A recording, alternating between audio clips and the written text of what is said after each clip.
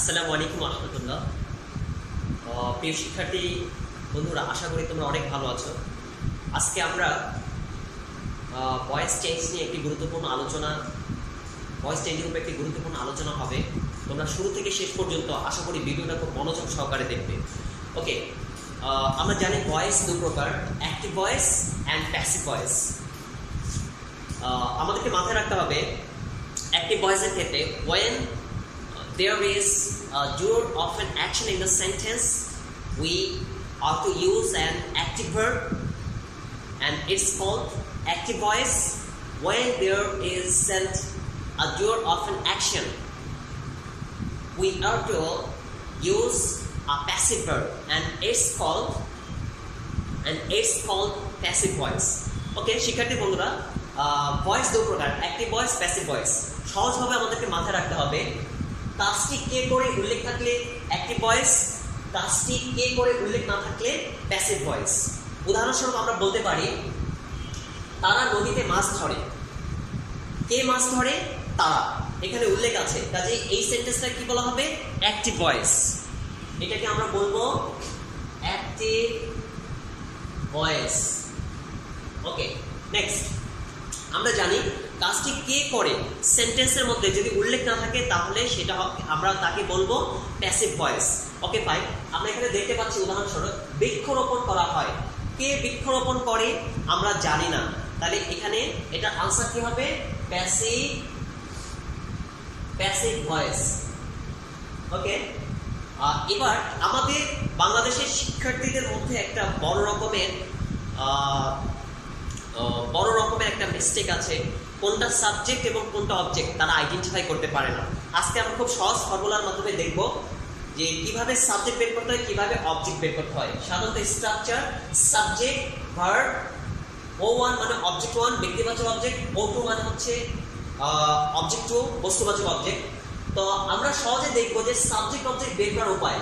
মূল ভার্বকে, একটা সেন্টেন্সের মধ্যে যে মূল ভার্ব আছে, আমরা যাকে বলি প্রিন্সিপাল ভার্ব অথবা ফাইনাল ভার্ব, মূল ভার্বকে হু অথবা হোয়াট দিয়ে প্রশ্ন করলে যে উত্তর পাওয়া যাবে এটা হবে সাবজেক্ট। মূল ভার্বকে কি, কাকে এবং কাদেরকে দ্বারা প্রশ্ন করলে যে উত্তর পাওয়া যাবে এটাকে বলা হবে অবজেক্ট।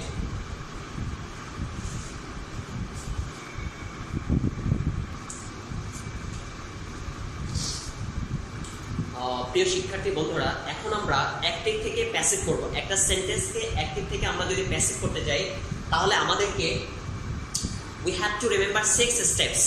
আমাদেরকে 6টা ধাপ মাথায় রাখতে হবে। প্রথমত, সেন্টেন্সের মধ্যে অ্যাক্টিভ থেকে প্যাসিভ করতে হলে অবজেক্ট সাবজেক্ট হবে। 2 নম্বরে অক্সিলারি ভার্ব হবে। আমরা জানি অক্সিলারি ভার্ব দুই প্রকার, primary auxiliary and modal auxiliary. এখন প্রাইমারি অক্সিলারিগুলো কি কি? am, is, are, was, were, be, being, being, have, has, had, having, to do verb, do, does, did. ওকে, এরপরে 3 নম্বর স্টেপ হচ্ছে মূল ভার্বের V3, অর্থাৎ মূল ভার্বের পাস্ট পার্টিসিপল ফর্ম হবে। এরপরে সেন্টেন্সটা প্যাসিভে বাই দ্বারা সাবজেক্ট হবে। যদি সেন্টেন্সটা কন্টিনিউয়াস হয়, আমরা জানি মোটামুটি 6 প্রকারের কন্টিনিউয়াস টেন্স আছে, সেক্ষেত্রে অতিরিক্তভাবে অক্সিলারি ভার্ব ফর বিং হবে। আর সেন্টেন্সটা যদি আমরা জানি 3 প্রকারের পারফেক্ট টেন্সেস আছে, সেক্ষেত্রে কি হবে? বিং হবে। এখন আমাদেরকে মাথায় রাখতে হবে যে আমাদের টোটাল টেন্স হলো 12 প্রকার। এই 12 প্রকারের মধ্যে হচ্ছে 10 প্রকারের অক্সিলারি ভার্ব আছে, বাকি 2 প্রকারের অক্সিলারি ভার্ব নাই। সেক্ষেত্রে আমাদেরকে প্যাসিভে অবশ্যই অক্সিলারি ভার্বের সাহায্য নিতে হবে। 1 নম্বর হচ্ছে present indefinite tense. Present indefinite টেন্সের ক্ষেত্রে আমাদেরকে অক্সিলারি ভার্ব নিতে হবে am, is, are। আর একটা হচ্ছে পাস্ট ইনডিফিনিট টেন্স। পাস্ট ইনডিফিনিটের ক্ষেত্রে আমাদেরকে অক্সিলারি ভার্বের সাহায্য নিতে হবে was, were।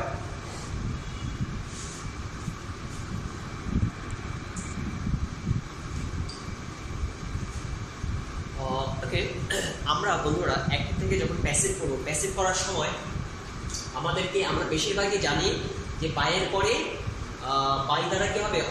সাবজেক্টটা অবজেক্ট হয়ে যাবে। অর্থাৎ বাইয়ের পরে মাথায় রাখতে হবে বাইয়ের পরে ব্যক্তি বসবে, ঠিক আছে। এমন কিছু ভার্ব আছে যে ভার্বগুলোর পর সরাসরি বাই বসালে সেন্টেন্স ইনকারেক্ট হবে। যেমন আমরা দেখতে পাচ্ছি নো এরপরে বাই হবে না, টু হবে। প্যাসিভের ক্ষেত্রে pleased with, satisfied with, annoyed with, ceased with, এবং এরপর এখানে কি হবে, প্লাস হচ্ছে ব্যক্তিবাচক অবজেক্ট। এরপর আমরা দেখতে পাচ্ছি আরো কিছু ভার্ব আছে যেগুলোর উপর বাই বসলে সেন্টেন্স ইনকারেক্ট হিসেবে গণ্য করা হবে। যেমন আমরা দেখতে পাচ্ছি annoyed at, surprise at, please at, astonish at. এই ভার্বগুলোর পর প্যাসিভে অ্যাড হবে, প্লাস হচ্ছে বস্তুবাচক অবজেক্ট হবে। এরপর আমরা দেখতে পাচ্ছি contained in, filled with, covered with. প্যাসিভের ক্ষেত্রে কন্টেইনের পরে ইন হবে, ফিল্ডের পরে উইথ হবে, কভার্ডের পরে উইথ হবে এবং এরপরে বস্তুবাচক অবজেক্ট হবে। আমরা এখন এক্সাম্পল দেখতে পারি। এক্সাম্পল যেমন আমরা এখানে 1 নম্বরে দেওয়া আছে কি হি, যেমন আমরা বলতে পারি প্লিজড মি। তাহলে এটাকে আমরা এখন প্যাসিভ করব। তাহলে প্যাসিভ করলে কি হবে, অবজেক্ট সাবজেক্ট হবে। তাহলে আমরা এখন লিখে ফেলি আই। আর প্লিজ এটা কিসে আছে বন্ধুরা, এটা পাস্টে আছে। তাহলে পাস্টে আমাদের অক্সিলারি ভার্ব তার সাহায্যে লিখতে হবে ওয়াজ ওয়্যার। তাহলে আমরা লিখবো এখানে আই ওয়াজ, এবার হবে কি মূল ভার্বের ভেতরে। তাহলে আমরা লিখবো I was placed, I was placed. Okay, এরপরে আমরা কিন্তু যদি এখানে বাই লিখি তাহলে সেন্টেন্সটা কিন্তু ইনকারেক্ট। কি হবে এখানে, যেহেতু প্লেসড আছে প্যাসিভে উইথ হবে। তাহলে আমাকে কি লিখতে হবে, I was placed with him. Okay, এটা হলো আমাদের একটা ফ্যাক্ট, আমরা এটা এখন বুঝে ফেলছি। নেক্সট আমরা দেখতে পাচ্ছি বন্ধুরা, শিক্ষার্থী বন্ধুরা, যেমন আমি ওই যে ওখানে আমরা দেখতে পাচ্ছি 3 নম্বরের ক্ষেত্রে যেমন একটা ভার্ব দিয়েছি, অ্যানয়েডের পরে অ্যাড বসবে, প্লিজডের পরে অ্যাড বসবে। যেমন আমরা বলতে পারি হিজ বিহেভিয়ার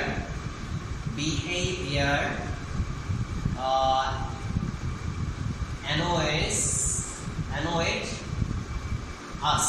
তাহলে আমরা এটাকে এখন যদি প্যাসিভ করতে চাই তাহলে কি হবে বন্ধুরা, আসটা কি হবে, উই হবে, উই। অক্সিলারি ভার্ব নাই, তাহলে সাথে হবে ওয়াজ ওয়্যার। তাহলে আমরা লিখবো উই ওয়্যার, মূল ভার্বের ভিতরে we were annoyed. Okay fine. এরপর কি হবে, হিজ বিহেভিয়ার আছে, অর্থাৎ এটা সামথিং জাতীয়। তাহলে আমরা কি লিখবো, we were annoyed at his behaviour. Okay fine, এটা গেল আমাদের একটা। আমরা আরেকটা দেখতে পাচ্ছি, যেমন আমাদের অন্যান্যের ক্ষেত্রে যেমন আমরা এখানে দেখতে পাচ্ছি একটা বাক্য আমরা লিখতে পারি, যেমন this book contains a lot of information, এটা অ্যাক্টিভ আছে, আমরা এটাকে এখন প্যাসিভ করব। তাহলে এটাকে যদি আমরা এখন প্যাসিভ করতে চাই তাহলে a lot of information, এটা হলো কি আমার অবজেক্ট। তাহলে আমি লিখবো a lot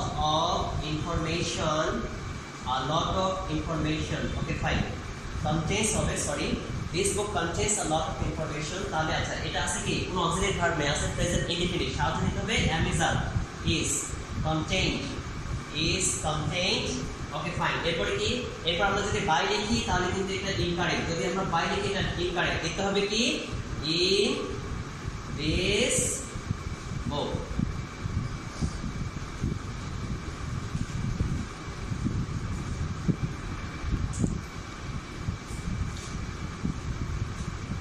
প্রিয় শিক্ষার্থী বন্ধুরা, আমরা এখন দেখব অ্যাক্টিভ থেকে কিভাবে প্যাসিভ করতে হয়।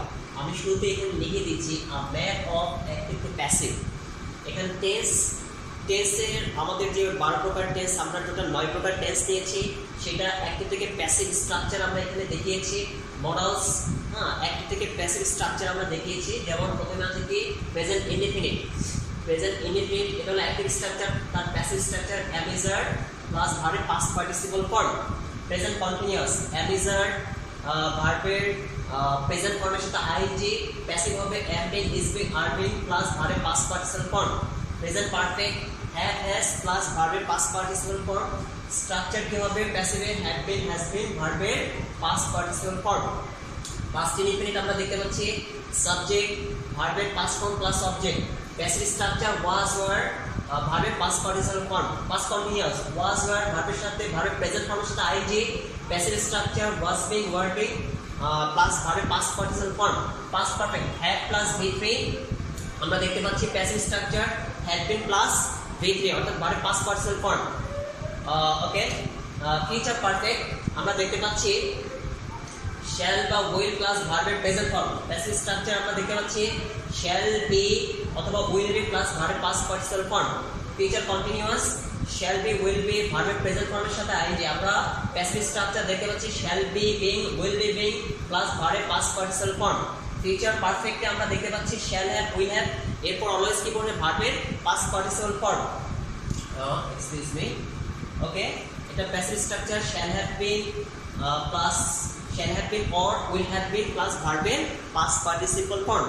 এরপর আমরা দেখতে পাচ্ছি মডালসের পরে, মডালসের ক্ষেত্রে মডালসের পরে কি বসবে অলওয়েজ ভার্বের প্রেজেন্ট ফর্ম বসবে। আর প্যাসিভে আমরা কি দিয়েছি, প্যাসিভের ক্ষেত্রে মডালস বসবে, প্রথমে মডালস, এরপরে বি বসবে, এরপরে মূল ভার্বের পাস্ট পার্টিসিপল ফর্ম বসবে। যেমন এখানে যদি থাকে ক্যান, এখানে হবে ক্যান বি, এখানে যদি থাকে শুড, এখানে হবে শুড বি। ওকে ফাইন, আমরা এবার দেখতে পাচ্ছি কিছু সেম মডেল অক্সিলারি, যেমন এদের পর কি আছে am to, is to, are to, was to, were to, have to, has to, had to, going to. এদের পর কি বলবে অলওয়েজ ভার্বের বেস ফর্ম বলবে। আর প্যাসিভে কি হবে, প্যাসিভের ক্ষেত্রে হচ্ছে এই অক্সিলারি ভার্বগুলো চলে আসবে। প্রথমে আমরা অক্সিলারি ভার্ব দেব, এরপরে টু দিব, এরপরে অবশ্যই বি দিব, তারপর অবশ্যই মূল ভাবে পাস্ট পার্টিসিপল ফর্ম দেব। এইভাবে এই ম্যাথটা যদি আমাদের মাথায় রাখি, আশা করি আজকের পর থেকে আমাদের অ্যাক্টিভ থেকে প্যাসিভ করার ক্ষেত্রে আমাদের কোনো ভুল হবে না। তো আশা করি শুরু থেকে শেষ পর্যন্ত তোমরা ভিডিওটা খুব মনোযোগ সহকারে দেখবে, এবং আরও আগামীতে খুব দ্রুত আমাদের ভয়েস চেঞ্জের উপর পার্ট 2 আসবে। সে পর্যন্ত সবাই ভালো থেকো। আসসালামু আলাইকুম ওয়া রাহমাতুল্লাহ।